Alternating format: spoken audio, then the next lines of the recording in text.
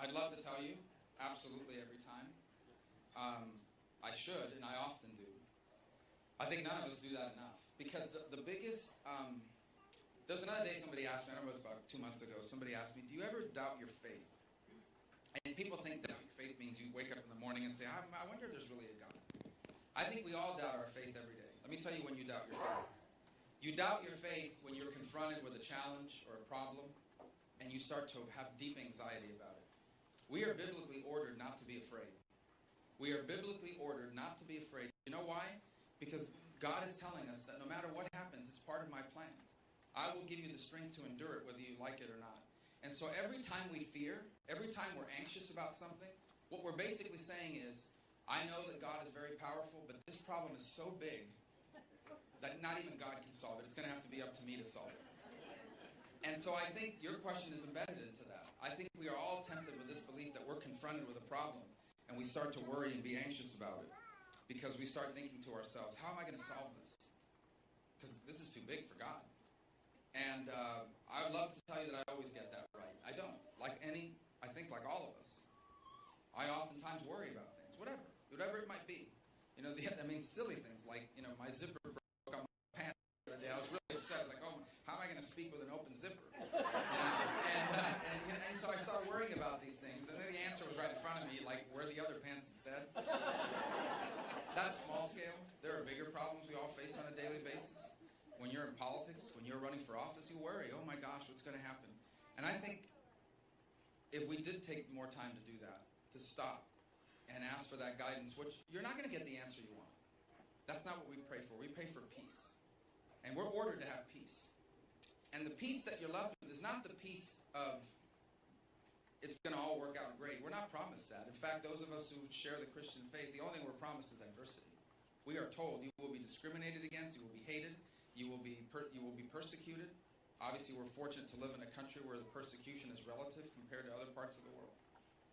None of us is promised prosperity. By peace, the peace that we're promised is the peace of being able to handle whatever comes our way with a spirit of happiness and joy, knowing that in all things, it comes from God and is part of His plan, which we don't fully understand. And so to answer your question, I don't always get that right. On big decisions, that I think is absolutely something big is happening. Anytime we ever get in trouble, anything that goes your way that you're not happy about, first thing I do is drop to my knees, as I'm sure most of you do as well. It's in the little things that we're called to be faithful to. In the daily occurrences of everyday life, where your faith is being tested, and you're constantly reminded that you should be turning to God in all things, the big and the little. And in this peace that some people already have and others work and strive and pray for, that is infused in you by the Spirit. And it is a peace that allows you to handle no matter what comes your way that day. It's part of God's plan. I was asked this question the other night at a forum we did at the family later, and asked me, where was God on 9/11? Where was God in Paris? I said, God is where God always is, on the throne in heaven. Because the question was, how could God allow these bad things to happen?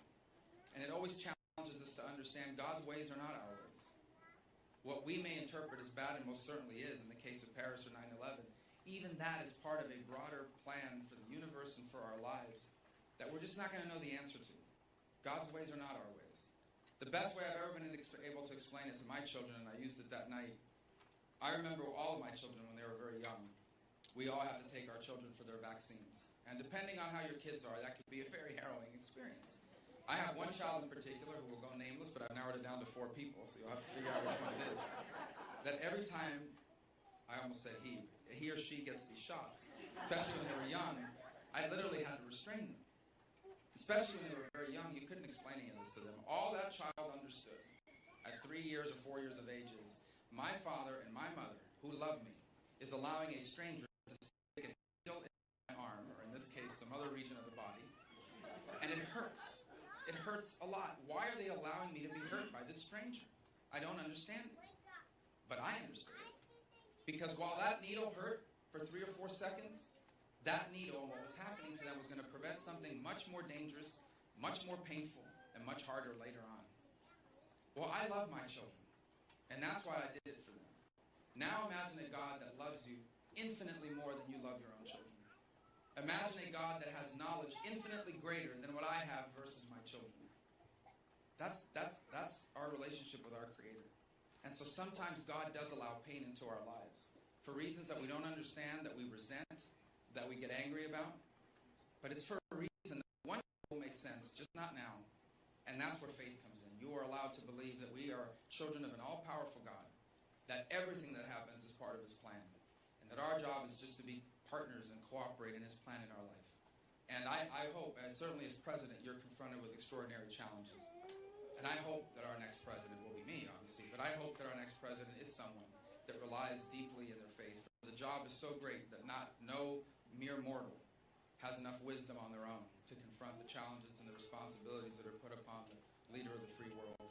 And so most certainly I hope we have our next president as someone infused by the Spirit who seeks always the guidance of our Creator in all decisions. So thank you. That's a great question. Thank you so much.